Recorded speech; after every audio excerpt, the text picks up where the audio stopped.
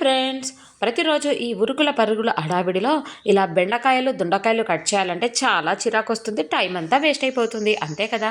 మరి అలా కాకుండా ఈజీగా కేజీ బెండకాయలైనా సరే 5 నిమిషాల్లో కట్ చేసుకునే ఒక సులభమైన పద్ధతిని అయితే మీకు చూపిస్తున్నాను.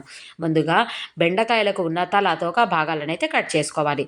మీరు ఆ విధంగా కట్ చేసి స్టోర్ చేసినా ఎక్కువ రోజులు బెండకాయలు నిల్వ ఉంటాయి. ఇప్పుడు ఆ బెండకాయలన్నీ కూడా ఒక దగ్గరికి ఇలా పెట్టేసుకొని రబ్బర్ బ్యాండ్తో 2 చుట్లు ఇలా వేసేసుకొని మనం ఈజీగా బెండకాయలను పురుగులు ఉన్నాయా లేవా అని చూసుకుంటూ మరీ కట్ చేసుకోవచ్చు. చూస్తున్నారు కదా, ఒకేసారి ఎన్ని బెండకాయలు నేనైతే కట్ చేస్తున్నానో.